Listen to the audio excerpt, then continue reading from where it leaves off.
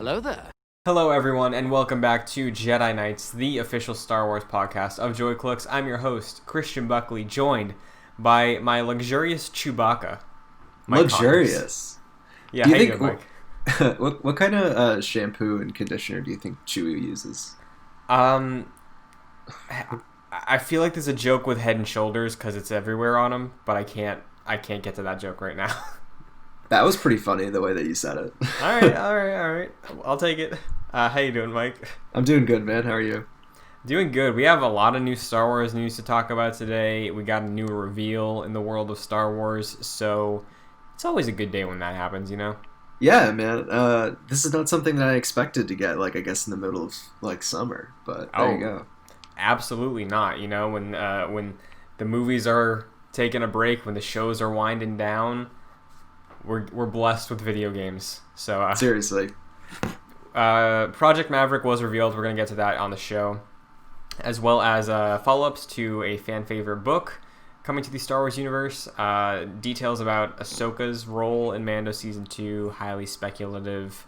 There's timestamps if you don't want to be exposed to potential spoilers. But before we get to any of that stuff, because there is a lot of news that I didn't even touch on, it's time to pull from the Jedi Archives. From the Jedi Archives. What is this, All Mike? right. What do you mean? What is this?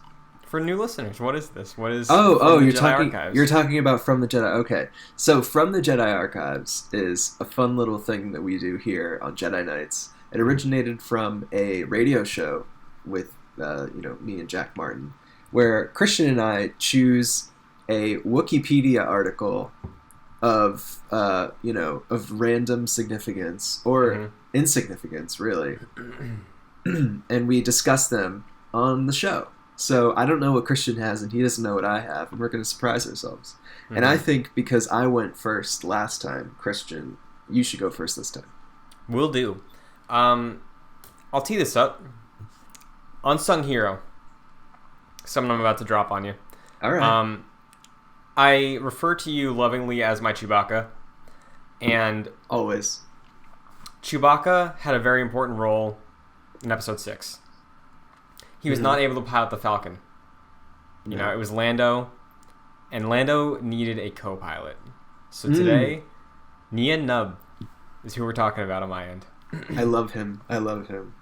So he used to scare me as a kid. Really? The only things that ever scared me as a kid in Star Wars were Darth Maul and Unmasked Vader in 6. Well, Unmasked Vader is pretty creepy too. Yeah. And Darth Maul was like the devil, personified. So literally, holy yeah. mother. Anyway, Nien Nunb hailed from the planet Sullust. In his early life, he would practice his piloting skills flying a freighter for the local Sullustan Sorosub Corporation. However, once the company became friendly with the Empire, he displayed his opposition by stealing from it on behalf of the rebellion. He soon thereafter became an independent ace pilot and an able arms dealer and smuggler who owned and operated the starship Melcrawler. He became friends with fellow smuggler Lando Calrissian, as well as rebel pilot Avon Verlaine. Wow. So, pretty big life, pretty big achievements. He died on the Tantive 4 over Exegol. Ooh. Ooh. Hold the phone. Nien Nunb, again, unsung hero of Return of the Jedi. Unsung hero of The Rise of Skywalker as well. I was going to say, where was his fanfare? I didn't see him die. I didn't know he was dead. There's a photo of him piloting his X-Wing during the Starkiller base battle. I think I knew that. I think he's definitely in there, right? He's in that crew for Episode 7. Yeah, he's in the sequel trilogy. So, lived and died for the cause. Hero. Always down with corporations, down with the man. Hero. Awarded, celebrated rebellion hero. And you know what? If we get a Solo too, maybe Lando's running some jobs with Nien Nunb. That's how they met, maybe.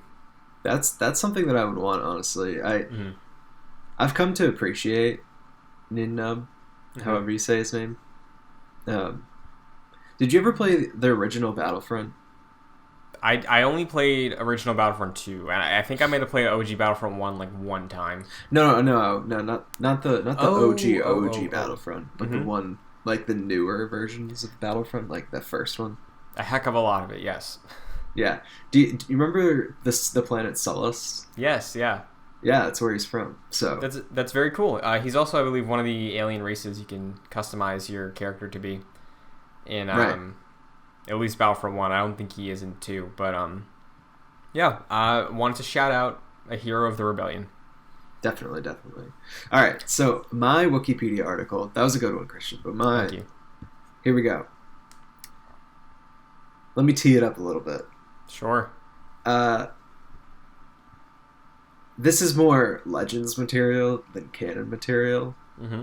but it exists in the canon in some way. Okay. It's a planet that you see in video games of old. Mm-hmm. The planet I'm talking about is Korriban.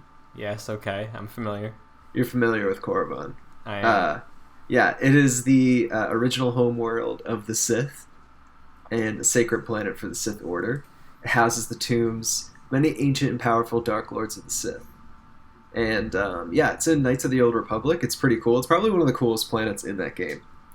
And you get to like explore all the Sith tombs and everything. So yeah, it's pretty neat. What do you know of Korriban?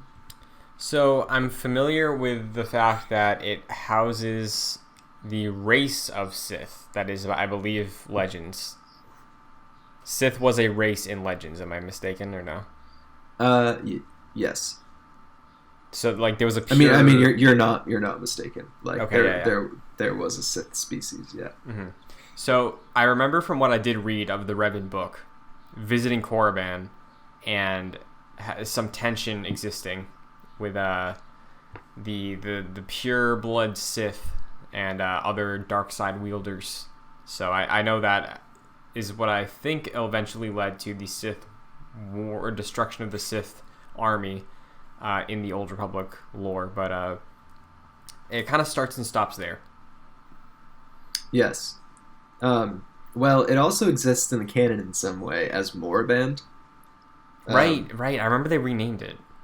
Yeah, but like apparently, like it's still like in the canon they say it was known in antiquity as Korriban. Okay. So yeah, it exists. Though I don't understand why they decided to rename it. Doesn't seem like, like what? Like I don't understand that. But who knows? But who knows? Interesting little history on a relic of the Sith religion, race, Very much. culture. Very much so. Mm-hmm. I think Moraband is the planet that Yoda goes to in his arc in season 6. Right. Yeah. Isn't that when they renamed it? Isn't that where it came from? I think so. Yeah. Mm-hmm. Well, Yoda, Mike, allowing us to have insight into the culture of the Sith. Yeah. So, again, love the segment. Love getting educated on small little Star Wars facts. So look forward to next week when we get 2 more of these. True. So, Mike, a lot has happened this week in Star Wars news, apparently. Yes, there has been a lot of news. I think we start with the bad news and then we build. Good. We should build ourselves up. Yeah. Well, it's not necessarily bad news because we kind of all expected this. It's the smart thing. It's the right thing to do. Star Wars Celebration, which was going to be occurring in August, I believe, in Anaheim, California, this year of 2020, has been canceled. Sad. And there's an official statement out from Lucasfilm. Basically, they're saying, like, hey, things are still uncertain. We don't know what the rollout's like for coming back. We care about the health of the fans and everybody involved a lot more than doing this event. There is some sort of refund system I didn't look into because I didn't have tickets. But yeah, there is a refund system in place. Next year, there will not be a Star Wars Celebration because of just how the cycles work, I guess, with fan expos for Disney and Lucasfilm and Star Wars as a whole. But there will be a D23 Expo in 2021. And if you're not familiar, D23 is held every other year in the summer and is basically Disney's equivalent to Comic-Con. So next D23 in late summer 2021 is the soonest place we'll probably get significant updates on Star Wars projects coming down the pipeline, with the exception of the ones that are like coming soon, coming before D23 next year. Yeah. So is your reaction to this immediately? Did you see this coming? I feel like we kicked it around as something that was inevitable before. Honestly, man, like I kind of saw it coming. Like I feel like most people thought it was inevitable. Like it's just a smart thing to do to keep people safe, Like yeah, like we're not out of the whole like situation yet, so we might as well still remain vigilant about it. And so, Star Wars Celebration, it was like scheduled for August, right? Something like that. And yeah, so. I saw this. I definitely saw this coming, but I'm surprised they're not doing anything like online. Yeah, I think there was speculation they'd be doing it online recently. I can fact check that to see if they have any other plans lined up, but from their statement, there was no word on an online event. Obviously, there is Star Wars content coming soon that would probably have been showcased here that we will still be getting trailers and teasers for in other avenues, like Mando Season 2 getting some trailers, Lego Star Wars getting some trailers. Obviously, we just saw this morning, as of recording, Star Wars Squadrons. So more Star Wars content coming over the next 12 months. We'll still get it dished out. Probably not going to all be consolidated to one weekend. Honestly, maybe it's better that way. You could build the hype over time, right, Christian?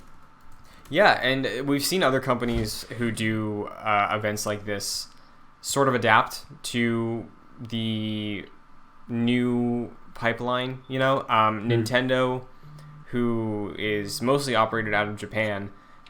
Japan doesn't have the infrastructure that the US does to work from home just so easily. So Nintendo, who does their direct presentations, right, which is sort of a compilation of a bunch of trailers and projects they're working on, maybe about like 30 minutes long. Yeah.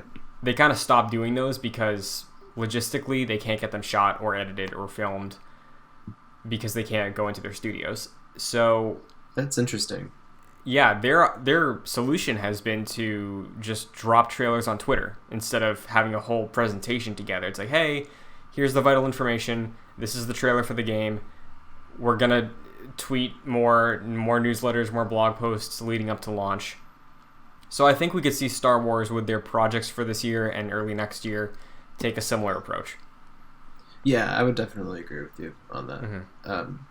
I think that's partially what they do anyways, Like I feel like they most for a lot of things they like just release things on Twitter. Yeah. Right? That's how Taika got announced, right? Yeah, so I mean, like, I think it's fine. It's for safety reasons, and it's not like there's never going to be another Star Wars Celebration. So you are in fact correct, because they did date the next one. Wow, what a great segue! I didn't even know. Star Wars Celebration will return to the Anaheim Convention Center on August 18th through the 21st, 2020. Sorry, it's not 2020, 2022. Yeah, I was gonna say. When can you buy tickets for that? I'm not too sure. There's a link to talk about transferring your tickets or requesting refunds. So if you bought tickets for this year, they are probably grandfathering you into the 2022 event. That's probably cool. Yeah, which is good. That's nice. It's better than nothing. I'm sure 2 years out, people might want to just have the money back. Yeah, definitely. But, it's good to at least get an estimate of when to expect the Star Wars celebrations and fan events that we've been used to in this Disney era, when it will be coming back post COVID. So, and I feel like that's enough of a buffer. Like, it's not like they were going to have one next year anyway with D23, but by 2022, hopefully, some sort of conventions can happen. Yeah, and I'm also thinking, like, all right, so they're going to have, like, Star Wars Celebration in 2020. Like what do they really have to show? Like, I guess, like, there are not many things that are rumored that haven't already been announced. Like Yeah. they probably show like Mandalorian footage. Like okay, we already know about that. Like they probably show more of like Squadrons or something. Mm-hmm. Well, I don't know. There were rumors that the Rosario Dawson Ahsoka casting was going to be announced at Celebration this year. Yeah, they could just do that over Twitter, though. Oh, exactly. Yeah, I'm just trying to like spitball of what could have been there. Right. Yeah. Also, you and I have talked about this on the show. We've seen tons of rumors about this, that rumblings of the next animated series being revealed sometime this year. So that was probably also a Celebration announcement. Probably. Yeah. But these announcements will still happen. Like you're saying, it's just kind of up in the air of when now. True. Yeah. So. Well, it is what it is. Yeah. And we won't be starved for Star Wars content because there's a lot coming down the pipeline. Definitely. You want to talk about a book next, or do you want to talk about Ahsoka?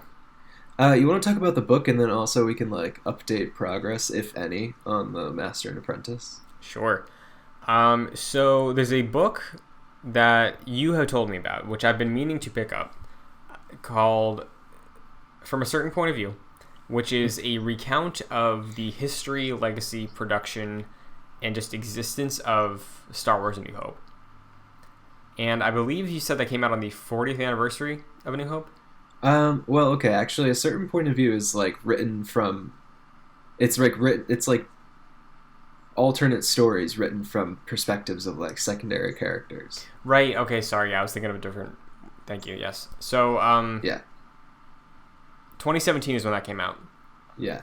And it was an anthology story, you're correct. But for the 40th anniversary of Episode 5, Lucasfilm and Del Rey Publishing, who Del Rey is the Star Wars book publisher. Yeah. They're not all of them, though, I've actually learned. Yeah, so new canon, they're mostly the timeline we ran through last week, and they're High Republic. So, yeah. They will, though, be doing a follow-up to A Certain Point of View, centralized around The Empire Strikes Back. And we have a quote of the announcement if you'd like to hear it. Yeah, absolutely. 40 years of Star Wars The Empire Strikes Back, 40 authors retelling its stories, sounds good to us. The anthology series From a Certain Point of View is set to return with From a Certain Point of View, The Empire Strikes Back, celebrating 40 years of Episode 5 and arriving November 10th. Like its predecessor, From a Certain Point of View, The Empire Strikes Back will feature 40 stories by 40 authors, reimagining the classic sequel through the eyes of background characters, heroes, villains, droids, and creatures. That's awesome. I love it. Absolutely. I'm so hyped for this because the first one was just like really cool. Mm-hmm. You had like I forget who there were a lot of cool authors in that, but like just all the stories were super imaginative and like very creative, and like imagined like scenes, like very iconic scenes from like super different perspectives, and it's really cool. And I'm super excited for this. I'm definitely gonna pick it up. Mm-hmm. You would also have to assume that after this being done for A New Hope and now Empire, we'll probably get it as well for Return of the Jedi in a few years. Oh yeah, no, that's so cool. I love this idea. I hope they do it for like really any one that they can, Yeah, I would really love to see one about Revenge of the Sith, just to see what that transition was like for the everyday civilian. Mm-hmm. And honestly, I'd kind of be interested to see it from Attack of the Clones as well, just the galaxy reacting to the Republic creating an army. I feel like that could also be really interesting as well. Yeah, it's very interesting. Like, I'm just looking through the authors right now. Gary Whitta wrote one. Yes. Mm-hmm. About Ramus Antilles. Mm-hmm. And he's also going to be writing another story for Empire Strikes Back. Oh, is he? Mm-hmm. That's cool. Confirmed. That's cool. Pablo Hidalgo wrote one about Tarkin, from Tarkin's point of view. That's cool. Yeah, it's just pretty sweet. It's pretty cool. Charles Soule wrote one from Lando Calrissian's point of view, mm-hmm. though he wasn't in the movie. But Yeah, I do have a couple of highlights from this list because the list is out there. So a couple names I recognize. Austin Walker, I believe that is the Austin Walker from Waypoint, which is a games media website, which is really good. They do a lot of good work. Hank Green. Hank Green is going to be writing one. That's cool. We have highlights of what their character stories are about actually as well. Yeah, let's read them off. So Austin Walker is doing one about the unlikely partnership of bounty hunters Dengar and IG-88 as they pursue Han Solo. Nice. Hank Green is writing one that chronicles the life of a naturalist caring for tauntauns on the frozen world of Hoth. That's hilarious. And they also have an expanded list of other writers. Who do I recognize on here? Amy Ratcliffe, I follow her. She covers a lot of Star Wars publishing stuff. She was tweeting out the High Republic event. Oh, cool. Gary Whitta as well, and a host of others. So E.K. Johnson. She wrote the Padme books, the Ahsoka books, which is very cool. I wonder if we get like an Ahsoka perspective from episode 5, whatever she's up to. It's possible, man. You know what I really want to know now, because we're talking about these ancillary characters. We're talking about Empire Strikes Back. If we want to tie it to the Jedi Archives from last week, Wilro Hood, what's his story? I guarantee you that they're writing one about Wilro. You know what? I would believe that Gary Whitta is the one writing that story. That would be pretty funny. That I would imagine so. Like, he's on that level of fandom that he knows exactly who that character is. You know, he's like, oh yeah, I know, he's the ice cream guy, Wilro Hood, yeah. For sure, yeah. So this is a super exciting announcement. It's coming not too far away, and I will absolutely pick this up when it drops later this year. Yeah, definitely. I can't wait to like complete the collection, you know. Yeah. So I guess we'll see if other authors come out teasing their stories. I wonder if they drop little nuggets or excerpts from certain perspectives throughout the year. But that'd be cool. Yeah, we'll keep following that one. Sounds interesting. Definitely. Next up, we got some Ahsoka stuff, which may or may not be spoilers, depending on the depth we go into this conversation. But there are potential leaks about Ahsoka's role in The Mandalorian, what she might be up to, how she will look, that we're going to dive into. Very, very surface level stuff. There's no real specifics about the plot, just like kind of what she's about this season. Right. So first up, she's going to be apparently looking more in line the way we left off with her in Clone Wars in terms of her aesthetic, I guess, than where she leaves off in Rebels. Okay, interesting. So, like, still aged up where she should be, but appearing with, like, the dark robes, the hood that she left off with in Clone Wars Season 7. Okay. Which, I don't know how that speaks to her arc or what, but you know more about where we leave off with her in Rebels than I do, so do you think that's any sort of significance? Well, I mean, like, I can't tell if this is, like, more of a cosmetic change or if, like, it's actually, like, her character. You know what I'm saying? Like, I mean, I don't know. Like, she doesn't necessarily, like, wear that attire in Rebels. Is that what you're saying? Yeah. So it's more shifting, I guess, the tone of how she comes across, maybe.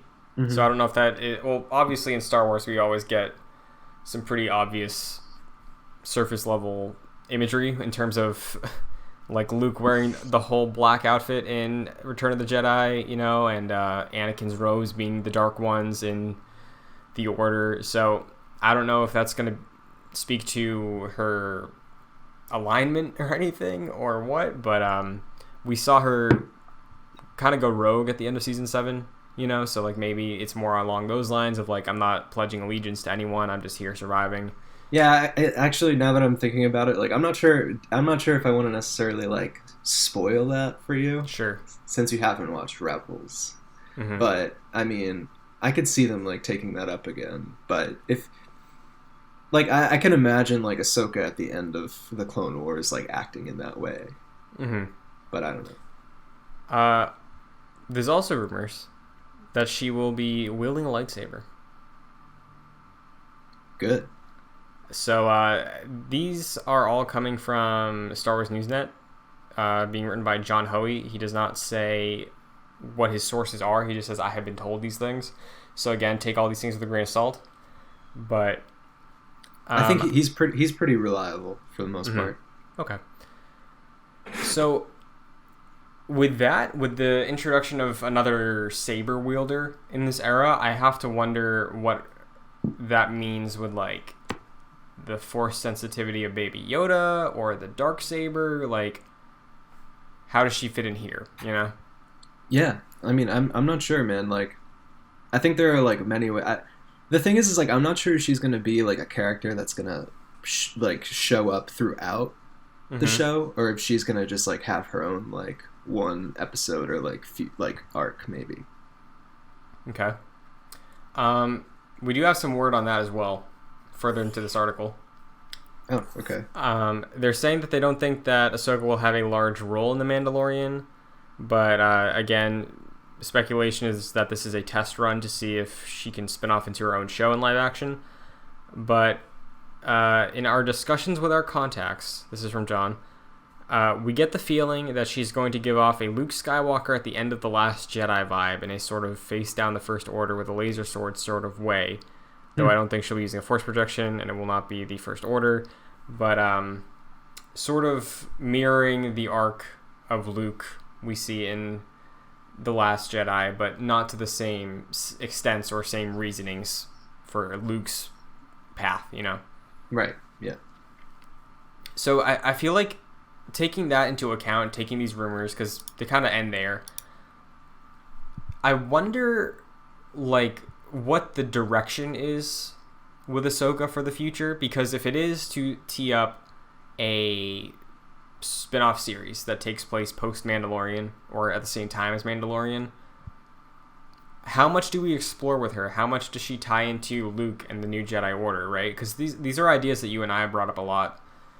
But do you feel like an Ahsoka show that takes place after or around the same time as Mando is obligated to tie into the new Jedi Order, or do you feel like it's more of her mission of the week kind of thing? I mean, I think it's gonna tie in a little bit. I don't know. That's the thing, because like the first season was so mission of the week kind of thing, Yeah. and like I'm kind of nervous that they might just like do that again, you know? Mm-hmm. Because like I didn't necessarily like that, and I want them to move past that. But I do think that there's a distinct possibility that they'll kind of move towards like a more plot centric like uh, show and have her be like a main character. Mm-hmm. I'm not sure what you think about that. I'm kind of with you. Like, I think where we settled before these rumors was that she'd show up for maybe 2 or 3 episodes. They'd take care of whatever setup they want to do for her own series. Have her help out Mando and Baby Yoda. Maybe give them some sort of direction to the new Jedi Order or something. And then she dips out, you know? Mm-hmm. Yeah. And these don't necessarily back up that fully, but I guess the weight of her role or the significance or amount of screen time she'll have based on these rumors seems like it could be following that path. Yeah, To me, I at mean, least. it's probable, and it's honestly I'm hopeful for that. Mm-hmm. Me too. Go ahead. No, I didn't really. I was just say what you were going to say. Yeah, because I feel like Ahsoka, there's so much like force, no pun intended, behind Ahsoka right now.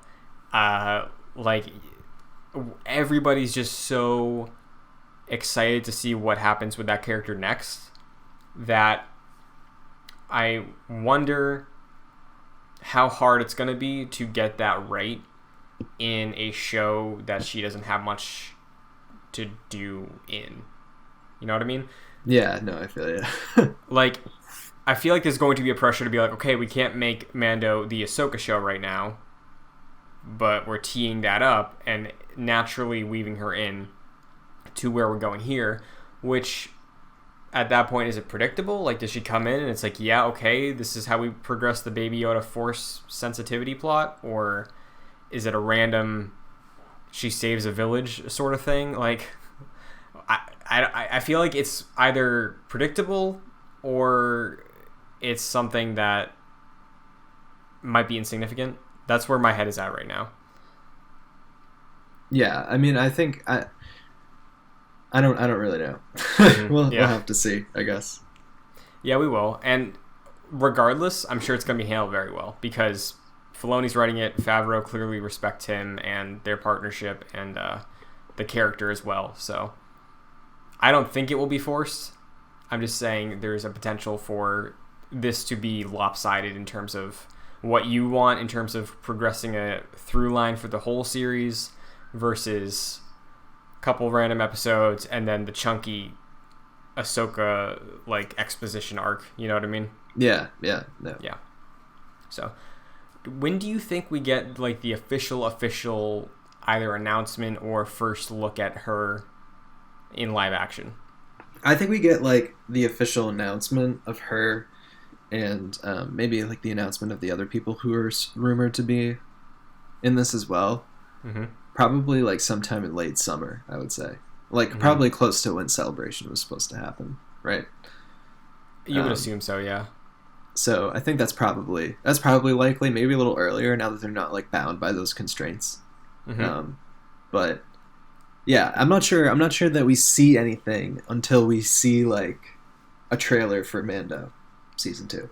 Yeah. So do you think she'll be in the first trailer? I think she will because I think she'll be part of the marketing.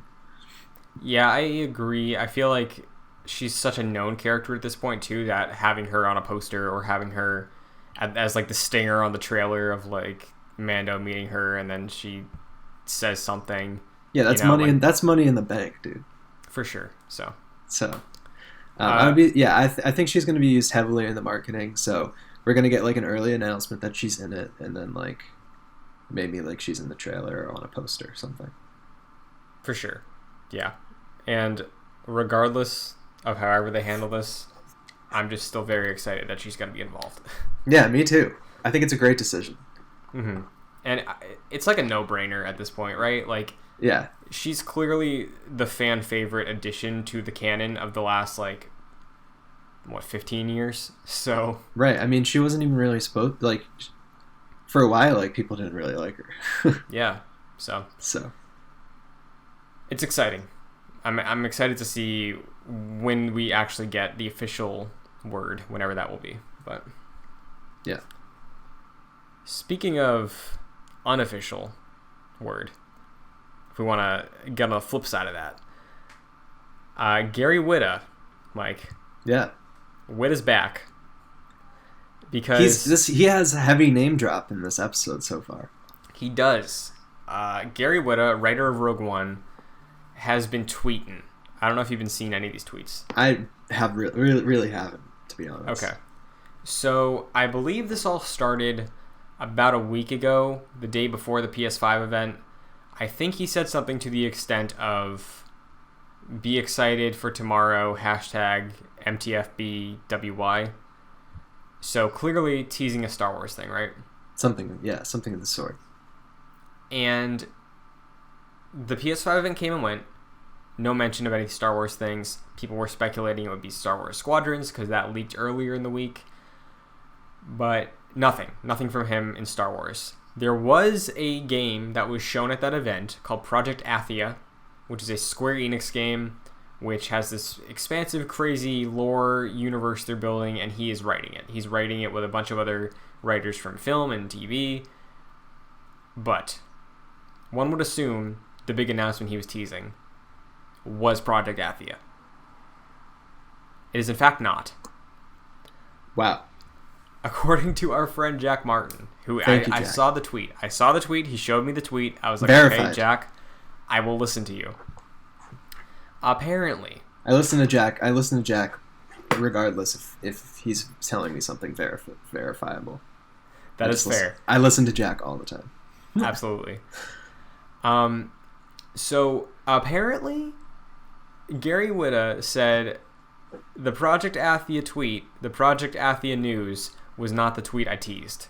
And I believe he hashtagged MTFBYWY again. This hashtag being May the Force be with you, of course. Of course. And then, Mike, today, we're going to get to this in a little bit. Today was the official trailer, teaser trailer, CG trailer for Star Wars Squadrons, the next game from EA. Mm-hmm. We have the writing talent for this game. And guess who's not involved? Gary Whitta, I would assume. Gary Whitta is not writing this game. So, from the mind of Jack, he's seeing the strings that connect all of this. Apparently, there's reason to be cautiously excited that we might get another Star Wars game announced or revealed later this week at EA Play. I think it's possible, man. If there are two different Star Wars games in development other than Squadrons, then it sounds like that one of them's got to be revealed sooner rather than later. And where better to do it than EA later this week? Because they're obviously going to be showcasing Squadrons at this event, which we will break down the announcement as soon as we finish up this story. But rumor. So we're real journalists here. Absolutely. So like, it makes sense, right? Gary Whitta, he's written video games before, he's written film, he's all over the place. He's a very talented writer, and he wrote Rogue One, which was written very well. You know, great, he did a great job bringing that era and conflict to life. Love Rogue One. So, him approaching Star Wars again already out the gate is appealing. Yeah, right. For sure. I believe he also did the comic adaptation of The Last Jedi, which was fleshing out more of the in-between of stuff that happened off-screen, which, again, celebrated piece of work he's done in Star Wars. So, I guess my direct question to you, ideally, what type of game would you want to see him writing? Or maybe less specifically, what kind of story would you want to see him write now in Star Wars? That's such a hard question to answer, man. Because I feel like I don't know what I want from a new Star Wars game. You know, like there's just like so many different avenues that one can take, and I feel like they're definitely starting to branch out. Like Fallen Order was pretty cool, and like Squadrons is like definitely different than that. I don't know. Like it would be interesting if like he wrote something single player, like obviously, and like very much character based, similar to Jedi Fallen Order, but probably that has to be different in some sort of way. I don't know. I don't really have like something in mind, to be honest. Yeah, I think just because we were so close to getting this type of game, I'd love to see sort of like a swashbuckling smuggler type game, or not really a bounty hunter, but like more of like a piratey Star Wars adventure, you know? Yeah, like, okay. There were shades of that in Fallen Order, you know, but it was still very much this is the Jedi path type story, where I'd love to see, again, the underworld get fleshed out. I thought he did a great job characterizing the boots on the ground aspect of Rogue One, of the rebellion. For sure.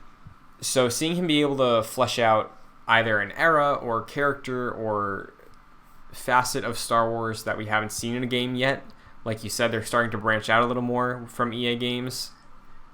I'd love to see a smuggler story. Yeah, I feel like that'd be cool.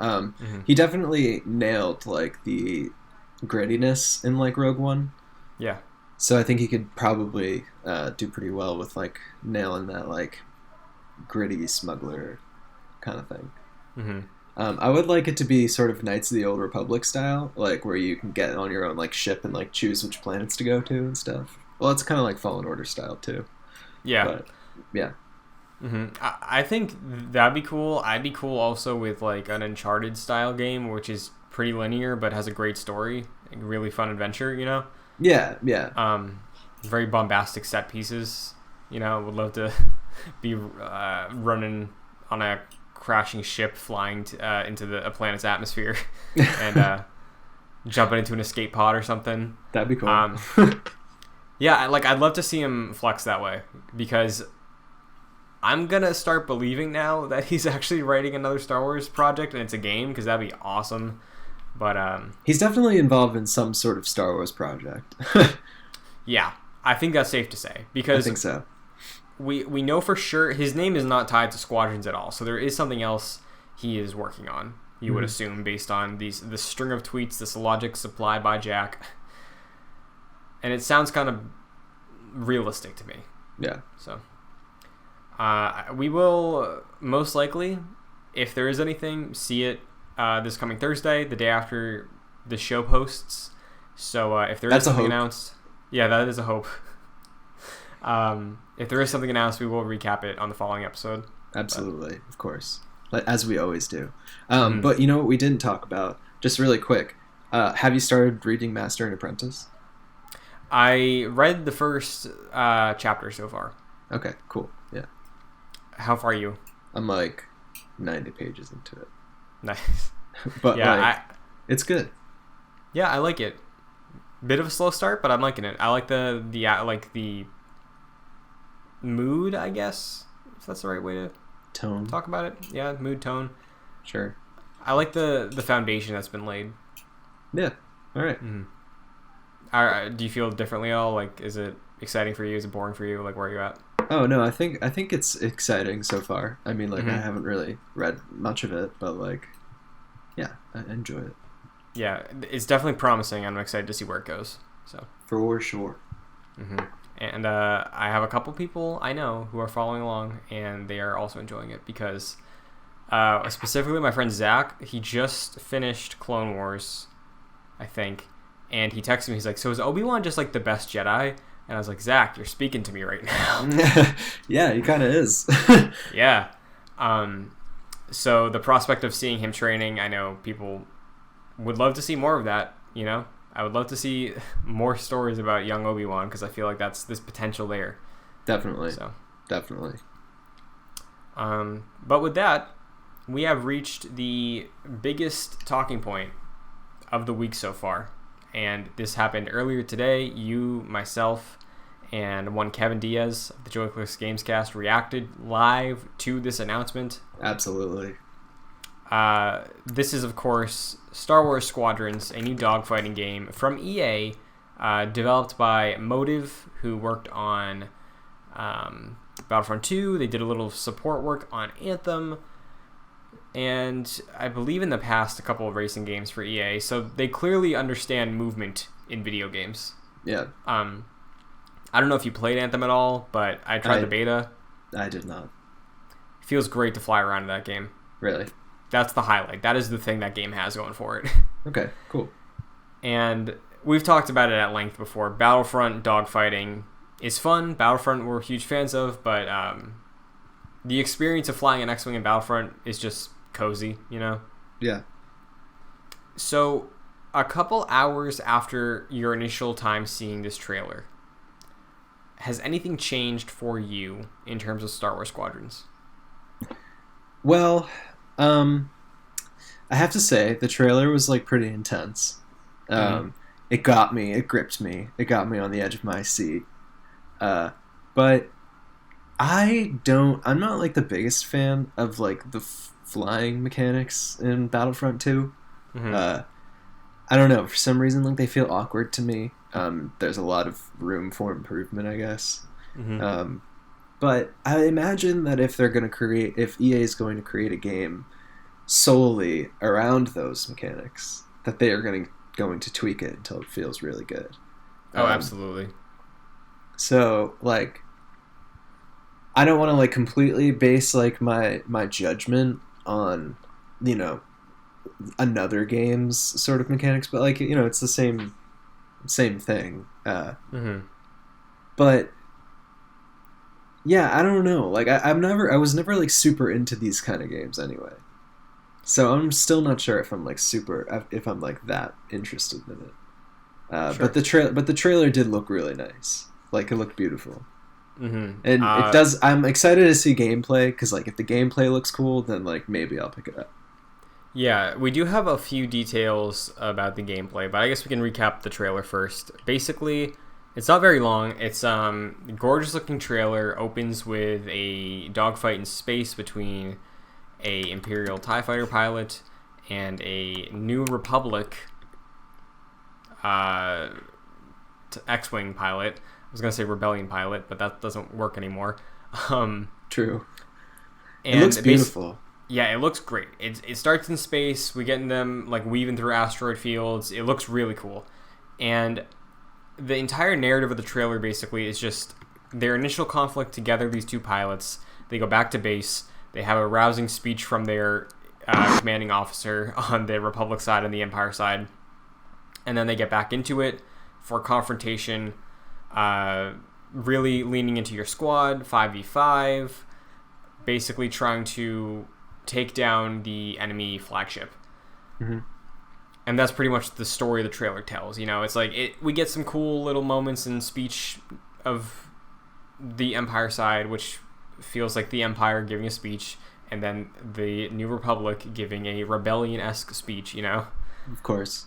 You gotta have your respective speeches, except we don't normally see Imperial war speeches like that. Yeah, also interesting to see a lot of the Imperial pilots who are essentially just stormtroopers, that's what their uniform is like. Yeah. Unmasked in the lineup. That kind of just stood out to me. Because yeah. Were you one of those people that assumed that all the stormtroopers in the original trilogy were clones? No. Well, at first, I did. But, after, reading into it, I kind of, changed my mind because, I read more into it. But it is something that I believed for a while. Because it's, it makes sense. Yeah. I mean, on my end of it, it was, I think it might have been because I saw the OT first. I was like, okay, so the clones were there, and then in the amount of time it took Luke to grow up, some of those clones probably died, and they probably stopped making clones. So, maybe there's a couple surviving clones by the time A New Hope comes around, but it feels like the Empire would just be enlisting soldiers. Yeah, which, for sure. Is the canon answer. But it was interesting to just see that image, of rows of stormtroopers unmasked. Yeah, they're all, of different heights and genders, it seemed. Mm-hmm. So interesting there are no aliens, but we know that the Imperials had some alien bias. They racist, yeah. The Imperials do not care for any alien that is not Thrawn. True. Speaking of aliens, though, in this trailer we do get a little Easter egg. Yeah, we do. We get a few Easter eggs actually. We do, yeah. Do you want to start with the alien though? Yeah. Do you want me to explain? Yeah, please do. You have more context than I do. Yeah, so there is it's very brief. There's a scene in what appears to be a New Republic base where they're all standing around, one of those tables where they can view ships and stuff. Looks like there's a pilot. There's one of the Admiral Akbar Mon Calamari guys. There's another commander, it seems, and right next to him is what appears to be none other than Hera Syndulla from Star Wars Rebels. So that's pretty cool. And since we know that this takes place after Return of the Jedi, during the New Republic era, this is not a time period in which we've seen Hera, since Rebels takes place between episodes 3 and episodes 4. And this takes between episodes 6 and 7. So, yeah. So cool to see her in there. You mentioned we see another character, that character being Wedge. We do. So, yeah. Interesting to see the types of characters they're pulling in for this campaign, because there is a single player campaign which will be covering the Empire and the New Republic side of the conflict. So what's interesting, and what I'm curious to see what they focus on, at the gameplay reveal is the multiplayer stuff or the single player stuff, because clearly the story this trailer tells makes it feel like there's a campaign message they're trying to get across, right? Right, yeah. And these cameos of Wedge and Hera, it's like, okay, maybe they have a role to play in the story. Maybe we get a couple other famous pilots, see what their deal is. But when we get to the moment in the trailer where it is jumping into your ship and flying out, there's a lot of focus on these characters who we don't know, you know? Like, they have their 5-person introduction, like heroes, villains kind of in Battlefront, where they're walking at the camera and you see what each character looks like. Yeah, yeah. So it's interesting that when you look to the press release for the game, which is talking about there being ship customization, pilot customization, 5v5 squads, like, the trailer, I think, did a pretty good job at making the single player and multiplayer components come across in like a cohesive way where it didn't really stand out one way or the other. You know what I mean? Yeah, I do think so as well. Like, it did seem like as if there was pretty much like a... I feel like it felt like they were showing off half like multiplayer and half single player. Yeah. To me. And I think that when they show this week, I would be surprised if they didn't show off both. You know, I feel like they would show off both. Yeah, definitely. I don't know if they'd show, like... I could see them show, like, a mission to really just be like, hey, this is what the game is going to be like most of the time. This is what the controls look like. This is how the game feels and moves. Mm-hmm. And then the stinger is, like, a multiplayer thing. It's like, sign up for the beta later this summer or something like that. And we don't really get a huge multiplayer segment. Yeah, yeah. I'd sign up for the beta, for sure. I would, too, because... while I feel like I might be a little more interested in the piloting type thing within Star Wars, especially because the tone they go for in this trailer, where Republic and Empire are both feeling kind of like hotshots. Mm-hmm. Yeah. So it says... oh, sorry. I was just going to say I like that tone. Yeah, no, I agree with you. I'm looking at the press release from EA, and it says that the single-player story is after Return of the Jedi, like we know. Through the story, players will learn what it means to be a pilot as they battle from the alternating perspectives of 2 customizable pilots, one serving in the New Republic's heroic Vanguard Squadron, while the other fights for the Galactic Empire's fearsome Titan Squadron. Okay. Worth noting as well, the story is being written by Mitch Dyer, who wrote the campaign for Battlefront 2. Interesting. Okay, cool. I don't mind the campaign for Battlefront 2, so... Mm-hmm. So that's good to know.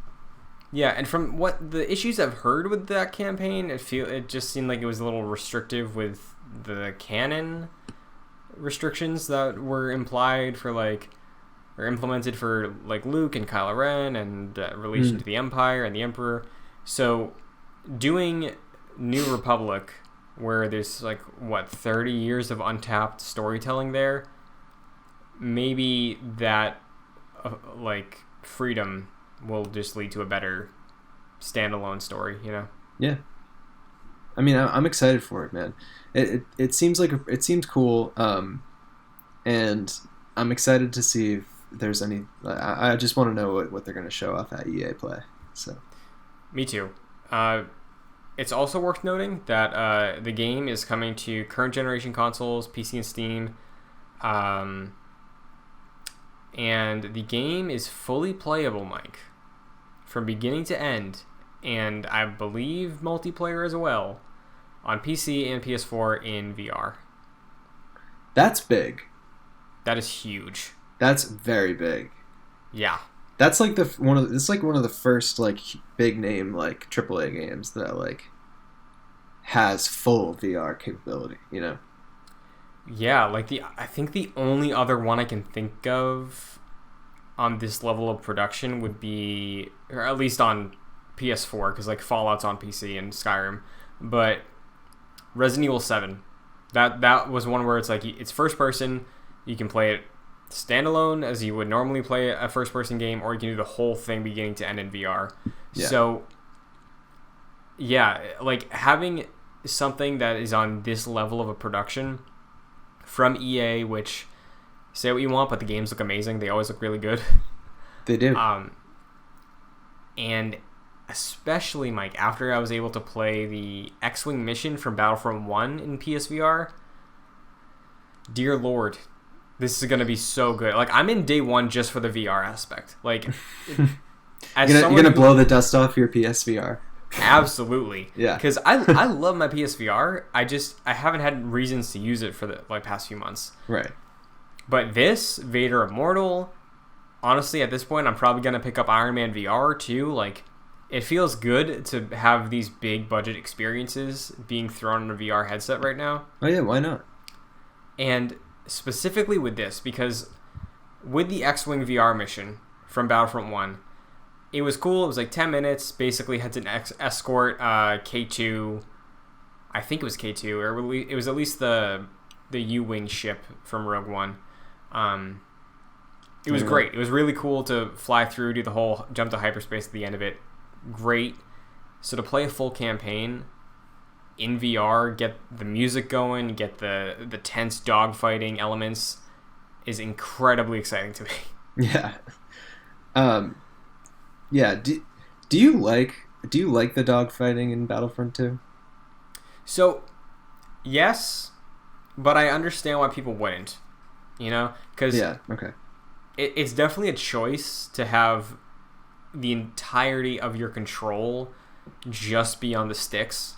You know, to have like the thrusters on the left stick going up and down on that, and then your pitch, I guess, on the right stick. It's not typical, right? Like most on a console, at least most vehicle controls involve the triggers in some capacity. So I get preferring that type of movement over the 360 range of the sticks for how you fly. It definitely is an adjustment for me, and picking Battlefront back up, it takes a couple minutes, but I think it's functional. Like, I think it works with the type of systems they have in place, but I totally get why it wouldn't work with some people. Yeah. Well, I mean, so it's good that you like it, so. Yeah. One of the other major pieces of information about the game that's out there is that it is coming October 2nd, and it is going to be $40. True. So, that's pretty big, too. And it's crossplay. Yeah, which, oh man, I feel like this is just building to an announcement about Battlefront 2 being crossplay. I feel like, what if at EA Play, they're like, you know what, we're also making Battlefront 2 crossplay. We heard you. We heard you. We saw the hashtag. We saw hashtag make Battlefront 2 crossplay. We're doing it. Honestly, though, I feel like they would.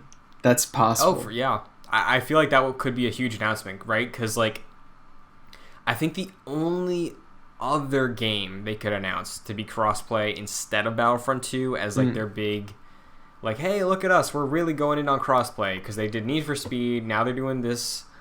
I could see it be like, Apex is our shooter of crossplay, you know, because we are officially done with Battlefront 2 updates, but maybe this initiative came across like a couple days after that final announcement for the final update came out, so maybe they backtrack, but it feels good.